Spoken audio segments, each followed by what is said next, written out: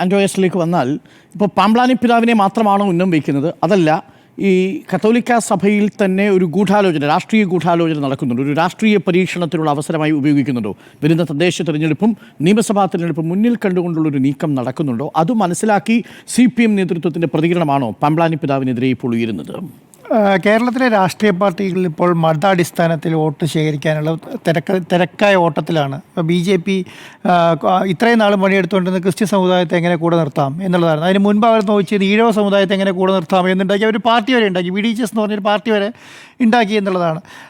CPMനെ സംബന്ധിച്ചിടത്തോളം ഞാൻ ഇതുവരെ അങ്ങനെ ഒരു ലെവലിലേക്ക് ഒരു മതാടിസ്ഥാനത്തിൽ വോട്ട് ശേഖരിച്ച് പോകുന്നത് കണ്ടിട്ടില്ല എന്ന് ചോദിച്ചാൽ വേണം ഈഴവ സമുദായത്തെ കാര്യം പറയാം. പക്ഷേ ഈഴവ സമുദായം എന്ന് പറയുന്നത് CPMൻ്റെ ഒരു വോട്ട് ബാങ്കായി പ്രവർത്തിക്കുന്ന ഒരു മതവിഭാഗമാണെന്ന് വേണമെങ്കിൽ പറയാം. പക്ഷേ കോൺഗ്രസിനെ സംബന്ധിച്ചിടത്തോളം ഉള്ള കാര്യം എന്താണ്? കോൺഗ്രസിനെ സംബന്ധിച്ചിടത്തോളം അവരുടെ ഒരു വോട്ട് ബാങ്കാണ് സത്യം പറഞ്ഞാൽ ക്രിസ്ത്യൻ സമുദായം എന്ന് വേണമെങ്കിൽ പറയാം. ടോട്ടൽ വോട്ട് ബാങ്ക് ക്രിസ്ത്യൻ സമുദായത്തിൻ്റെ ബഹുഭൂരിപക്ഷം വോട്ടുകളും ആർക്ക് കിട്ടുന്നതാണ്? കോൺഗ്രസിന് കിട്ടുന്നതാണ്. കഴിഞ്ഞ 9 വർഷമായി കേരളത്തിലെ കോൺഗ്രസിന് അധികാരമില്ല. അതിൻ്റെ ഭവിഷ്യത്ത് എല്ലാം സത്യം പറഞ്ഞാൽ ക്രിസ്ത്യൻ വിഭാഗത്തിൽപ്പെട്ട പ്രധാന നേതാക്കന്മാരെല്ലാവരും അനുഭവിക്കുന്നുണ്ട് എന്നുള്ളതാണ്. കാരണം നിങ്ങൾ ഏത് കാലം മുഖ്യമന്ത്രിമാർ വരെ ഉണ്ടത് ക്രിസ്ത്യൻ സമുദായത്തിൻ്റെ ഭാഗത്താണ്. അതിൻ്റെ ഒരു ബുദ്ധിമുട്ട് സത്യം പറഞ്ഞാൽ ക്രിസ്ത്യൻ സമുദായം അനുഭവിക്കുന്നുണ്ട് എന്നുള്ളതാണ്. അതുകൊണ്ട് തന്നെ കേരളത്തിലെ ബഹുഭൂരിപക്ഷം വരുന്ന ക്രിസ്ത്യൻ നേതാക്കന്മാർക്കും കോൺഗ്രസിനെ അധികാരത്തിൽ കൊണ്ടുവന്നാൽ എങ്ങനെ ഇരിക്കും എന്നുള്ളൊരു മൈൻഡ് സെറ്റ് കേരളത്തിൽ രൂപീകരിച്ചിട്ടുള്ളതാണ് സത്യം.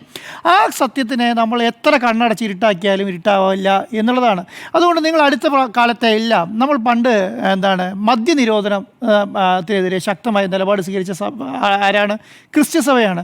ഇപ്പോൾ 350-400 ബാറുണ്ടായിട്ട് ക്രിസ്ത്യ സഭയ്ക്ക് എന്തെങ്കിലും മിണ്ടാനുണ്ടോ? കാരണം എന്താണ്? ക്രിസ്ത്യ സഭ പറഞ്ഞാൽ കേൾക്കുന്ന സംവിധാനം ഭരണത്തിലുണ്ടെങ്കിൽ അവർ മിണ്ടും, ഇല്ലെങ്കിൽ മിണ്ടില്ല എന്നുള്ളൊരു നിലപാടാണ് പണ്ടും സഭ എടുത്തിട്ടുള്ളത്. അപ്പോൾ അങ്ങനെ ഒരു സംവിധാനം ഇപ്പോൾ കേരളത്തിൽ ഇല്ലാത്ത സ്ഥിതിക്ക് അങ്ങനെ ഒരു സംവിധാനത്തെ എത്രയും വേഗം കൊണ്ടുവരുന്ന ഒരു മൈൻഡ് സെറ്റ് 80% വരുന്നില്ല. അതിൽ കൂടുതൽ വരുന്ന ക്രിസ്ത്യൻ സമുദായത്തിലെ പ്രധാനപ്പെട്ട ആത്മീയ ആചാര്യന്മാർക്കും അച്ഛന്മാർക്കും എല്ലാവർക്കും ഉണ്ട്. അതിൻ്റെ അടിസ്ഥാനത്തിലുള്ള ഒരു മൂവ്മെൻറ്റ് സത്യം പറഞ്ഞാൽ ക്രിസ്ത്യൻ സഭയ്ക്ക് ഉള്ളിൽ നടക്കുന്നുണ്ടെന്നുള്ളതാണ് സത്യം. പക്ഷേ അങ്ങനെ നോക്കിയാൽ അത് ഓപ്പണായിട്ട് മതനേതാക്കന്മാരും അച്ഛന്മാരും എല്ലാവരും വന്ന് ചെയ്യുന്നുണ്ടോ എന്ന് ചോദിച്ചാൽ ഇല്ല. പക്ഷേ എന്താണ്, ഉള്ളിൽ കൂടെ ആ പണികളെല്ലാം നല്ല രീതിയിൽ എടുക്കുന്നുണ്ടെന്നാണ് ഞാൻ വിചാരിക്കുന്നത്. അങ്ങനെ ഉണ്ടെങ്കിൽ എന്താണ് സംഭവിക്കുക? അങ്ങനെ ഉണ്ടെങ്കിൽ തന്നെ അത് മനസ്സിലാക്കേണ്ട പാർട്ടി എന്ന് പറയുന്നത് CPM ആണ്. ആ ഒരു വഴിവെട്ടിയതിൻ്റെ ഭാഗത്ത് കൂടെ തന്നെ വണ്ടി ഓടിക്കണമെന്ന് CPM വിചാരിക്കേണ്ട കാര്യമില്ല. കാരണം എന്താണ്?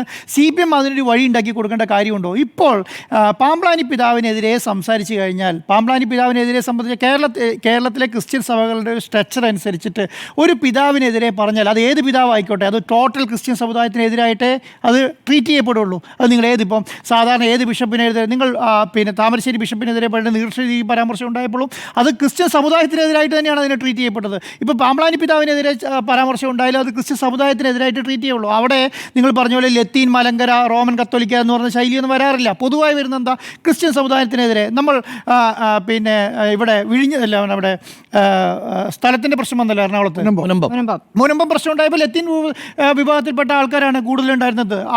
അവിടെ ക്രിസ്ത്യൻ സമുദായം എന്ന് തന്നെയാണ് പറഞ്ഞ് മുന്നോട്ട് പോയിട്ടുള്ളത്. അപ്പോൾ കേരളത്തെ സംബന്ധിച്ചിടത്തോളം അങ്ങനെയാണ് അതിൻ്റെ സിസ്റ്റം. അപ്പോൾ നമ്മൾ CPM മനസ്സിലാക്കേണ്ട ഒരു കാര്യമെന്ന് പറയുന്നത് ഒരു നേതാവിനെ കുറിച്ച് പറയുന്നത് പോലെയല്ല ഒരു മത പുരോഹിതനെക്കുറിച്ച്, ക്രിസ്ത്യൻ മത പുരോഹിതനെക്കുറിച്ച് പറയുന്നത്. എന്ന് പറഞ്ഞാൽ അങ്ങനെ പറയാൻ പാടില്ല എന്ന് ചോദിച്ചാൽ പാടില്ല എന്നുള്ളതല്ല. പക്ഷെ അത് ട്രീറ്റ് ചെയ്യപ്പെടുക കേരളത്തിലെ മൊത്തം ക്രിസ്ത്യാനികളുടെ നേതാവിനെതിരെ പറഞ്ഞു എന്നുള്ളത്, അതാണ് ഒരു ക്രിസ്ത്യൻ സമുദായത്തിൻ്റെ സ്ട്രക്ചർ എന്ന് പറയുന്നത്. അപ്പോൾ അതുപോലെയുള്ള ഒരു തിരിച്ചടി ഈ പറയുന്ന CPMന് വന്നുകൊണ്ടിരിക്കും. അത് പണ്ട് കാലത്തും വന്നിട്ടുണ്ട്, അതിന് മുൻപ് വന്നിട്ടുണ്ട്, അതിന് ശേഷവും വന്നിട്ടുണ്ട്.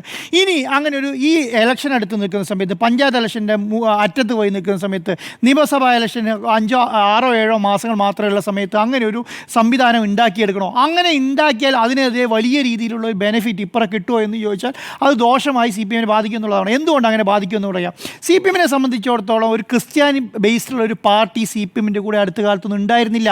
ആകെ കിട്ടിയത് എങ്ങനെയാണ്? ജോസ് കെ മാണി CPMൽ വന്നതിന് മുൻപാണ്. അതിന് ശേഷം അതിന് തൊട്ട് മുമ്പ് ഉണ്ടായിരുന്നില്ല. ആകെ PJ ജോസഫിന് ശേഷം വന്നാൽ ഒരു ക്രിസ്ത്യൻ ബേസ്ഡ് ആയിട്ടുള്ള ഒരു രാഷ്ട്രീയ പാർട്ടി CPMൻ്റെ കൂടെ ഇല്ല. അങ്ങനെ ഒരു സംവിധാനം അല്ല കേരളത്തിലെ CPMൻ്റെ ഇപ്പോഴത്തെ അവസ്ഥ എന്ന് പറയുന്നത്.